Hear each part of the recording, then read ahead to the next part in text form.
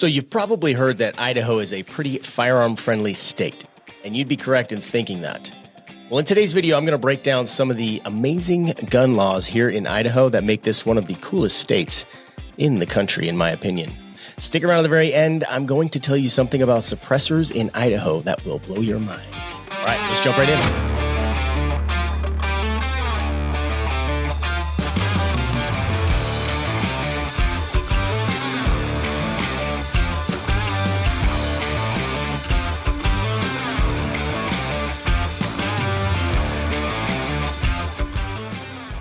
Hey guys, Kristen, myself, and the rest of our team of former first responders, we get calls, texts, and emails all the time from people just like you trying to learn more about North Idaho. So hit that subscribe button, tap the notification bell, stay up to date on all of our latest content. And remember, if you're looking to move right now or 12 months from now, give us a holler. Let's get that conversation started.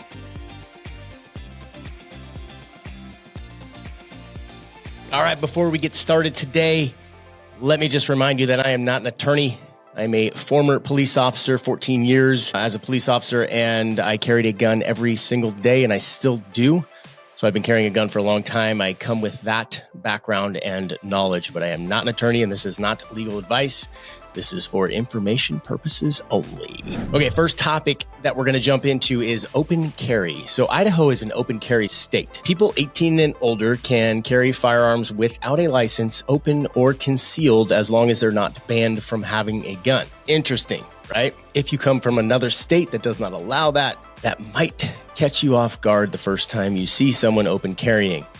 Completely legal and part of the Second Amendment, so it's fully endorsed up here. Nothing wrong with that. Idaho permits the open carrying of handguns on the person with no permit or license as well. And you can carry long guns in public here also. Now, personally, I don't think it's a great idea to carry a long gun around just because you can. You will create a reaction in people in the public, right? It makes people think like, that's kind of a little bit odd, right? Carrying a firearm or a long gun in public. But you can do it here legally. You can ride down the freeway on your motorcycle with your AR-15 strapped to your back, and that is perfectly legal. But remember, sometimes just because you can does not mean that you should. I am a full supporter of the Second Amendment. I carry a gun every single day, but tactically speaking, open carrying is not the best idea. This is just my opinion. Plenty of people who are qualified do carry open and let the world see that they have a gun. I prefer to maintain a lower profile when I'm carrying a gun and keep it secured on my person, out of sight.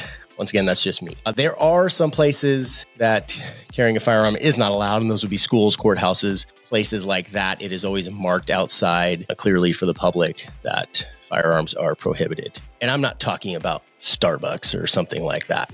Who cares about those signs? I'm talking about places where you will literally get in trouble if you carry a firearm. So something to keep in mind, that's a decision you can make. Obviously, if you're open carrying, people will know when you go into that location with it. If you're concealed, wink, wink, you might be able to sneak it through. All right, second topic, constitutional carry. Idaho is a constitutional carry state. That means that we have the ability to carry a firearm without government restriction. Woo, that's awesome. No license or training needed. You should probably get some training. Just you and your firearm are enough. So if you need permission to carry a gun, then it is a privilege, not a right. So if you need permission, it is a privilege, not a right. In Idaho, it is a right. You do not need permission as long as you're a lawfully abiding citizen and you meet the criteria, right? The Second Amendment gives us the right to bear arms. So that's where that term constitutional carry is used to describe states like Idaho. Great place to be. Idaho law permits Idaho residents over the age of 18 without disqualifications to carry a firearm without a license. This makes about 75% of Idaho's residents eligible to open carry. Some of the things that would disqualify from you owning or carrying a firearm, they're pretty obvious, right? Convicted felons, fugitives, drug addicts, things like that. They are not allowed to carry firearms, but that's pretty common sense stuff right there. All right, let's talk about background checks and buying guns in Idaho. So you will need to submit to a background check when buying from a licensed dealer, unless you have a CCW. If you have a valid CCW from the state of Idaho, you do not need to do a background check. because someone's going to get up in arms. But that is because to get that CCW, which is a concealed weapons permit, you need to do a background check. And if you do get in trouble with the law in that time that you have it, it will be revoked. So when you go into a licensed gun dealer, like a store, you present that CCW, then it is known to be valid. So they will allow you to purchase that firearm without a background check. And this is because of the Brady exemption. So under federal law, persons who have been issued state permits to purchase or possess firearms are exempt from background checks if those permits were issued within the previous 5 years in the state in which the transfer is to take place, and after an authorized government official has conducted a background investigation, including a search of the NICS database to verify that it would not be unlawful for that person to carry a firearm. So that's the CCW. No 10-day waiting period in Idaho to buy a gun. You can literally just go in and buy it and walk out of the store. How nice is that? Here's the problem. You will spend more money that way because you can impulse buy now. It's a dangerous game.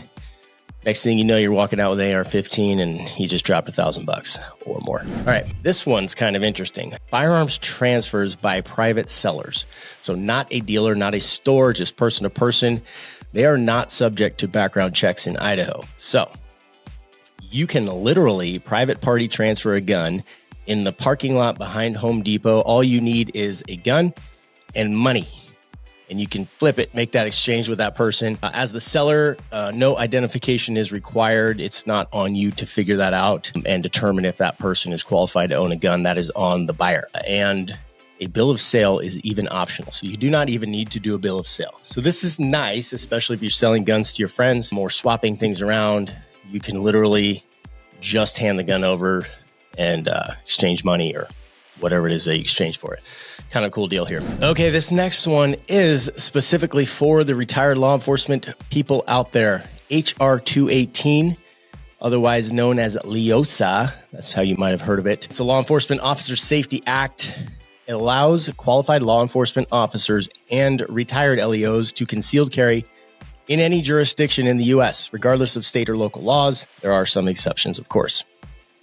An individual who qualifies under LEOSA does not need a state-issued concealed carry permit in order to carry a concealed firearm in any state in the U.S. Kind of cool. So the way this works, and I just went through this, is you find someone, so you can either do the shoot, you have to do a certification shoot. You can either do it at your department that you came from. For those of us that came from out of state, it's not convenient. I have no desire to go back to the state of California to do that. So I found an instructor here, and they run you through a certification course, which is incredibly easy. And once you do that, they sign off on it. Then you take that paperwork to your local sheriff's department. For me, it's Kootenai County. I went in there, I submitted my documentation. I think it's like $28. And the sheriff approves it. They do a background check on you just to make sure you're still in good standing. And then you get issued a hard card, that's HR 218 card, that you can carry for identification purposes. And that is good in all 50 states. There are some exceptions in places when you, even as a retired law enforcement, are not supposed to carry a firearm. That's at your own discretion, of course. So there you go. It's a pretty simple process. If you have questions on that, reach out to me. I can help you through it. I just went through it myself. All right, let's take a moment to talk about CCWs here in North Idaho and Idaho in general. Idaho is a shall issue state for concealed carry. So concealed weapon licenses are issued at the sheriff's department, like I said. And because it's a shall issue state, as long as you don't have anything barring you from getting a CCW, you will be issued a CCW if you apply for it and meet all the qualifications. That's a great thing. A concealed weapon includes any dirk, knife, Bowie knife, dagger, pistol, revolver, or any other deadly or dangerous weapon. All of the above is included in that CCW. A dirk is like a long, skinny stabbing tool, by the way. You may carry any of those deadly weapons concealed in your vehicle, including a loaded or unloaded firearm. So that's cool. Idaho recognizes all other states' validly issued and current concealed weapons licenses and permits. That's nice because some states don't do that. Out-of-state residents must have their state concealed permit on their person when carrying a concealed weapon in the state of Idaho. Good to know. So that CCW process, and there are two ways to do it here in Idaho. You can get your regular CCW, or you get something called an enhanced CCW. And the enhanced CCW has more states that provide reciprocity. I want to say it's like 30 states that provide reciprocity for that CCW. So you can go to that state with your Idaho's enhanced CCW and legally carry a firearm. That is pretty nice because it covers a lot of the border states around here. So if you jump over to Washington a lot, you would want to have the enhanced CCW. And then you can carry when you go over to Spokane into zombie country. If you're retired law enforcement and you have your LEOSA or HR 218, then you're fine and you do not need a CCW. Okay, let's talk about Castle Doctrine and the Stand Your Ground law. Idaho is one of those states that allows that. Idaho is a Castle Doctrine state and has a stand your ground law. A law-abiding citizen may stand his or her ground and protect himself or herself in a third party anywhere he or she has a legal right to be. So, unlike some other states, if someone breaks into your house and is threatening you in a manner that you feel like you need to utilize deadly force, you're not required to try to run away first. You can literally stand your ground, use your firearm, defend yourself and your family, and you are legally protected in the state of Idaho.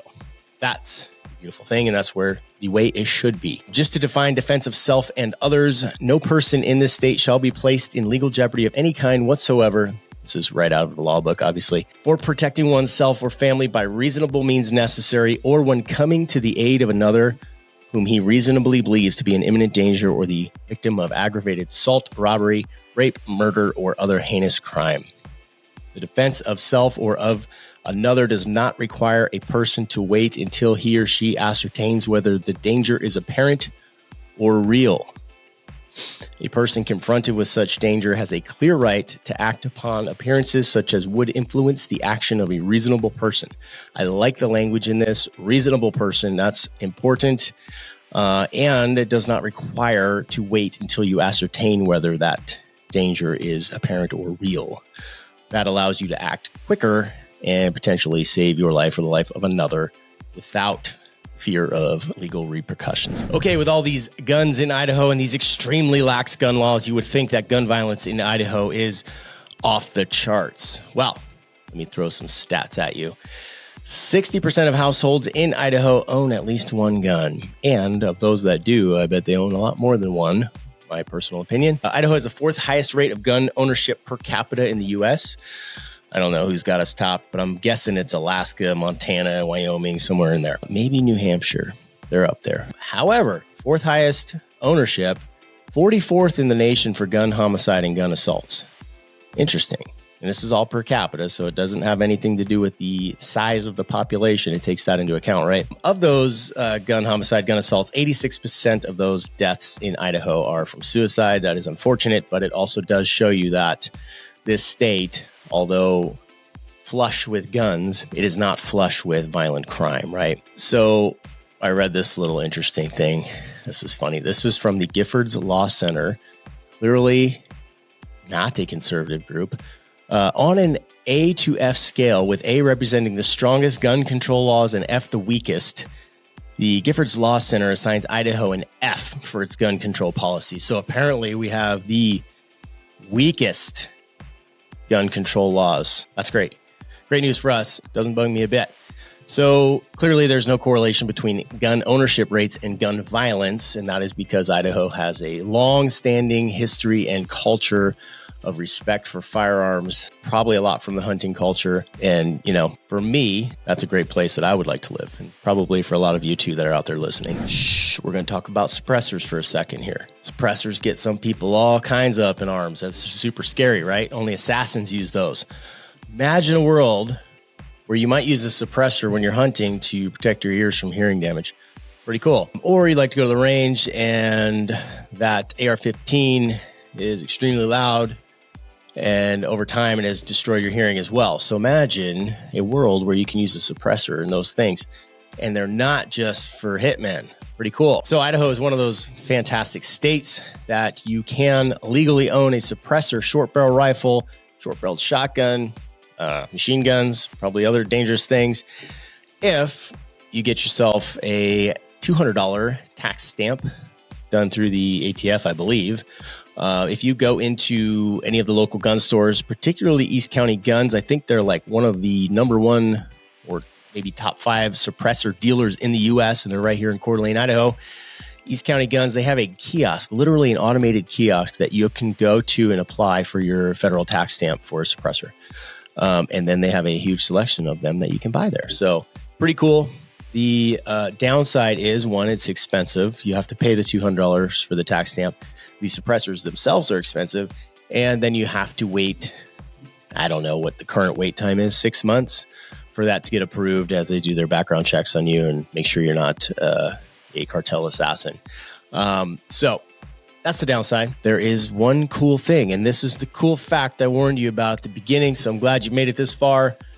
I just found this out the other day. I confirmed it. Once again, this is not legal advice, but in Idaho, you can legally build and own a suppressor with no tax stamp as long as you engrave on it the words "Made in Idaho."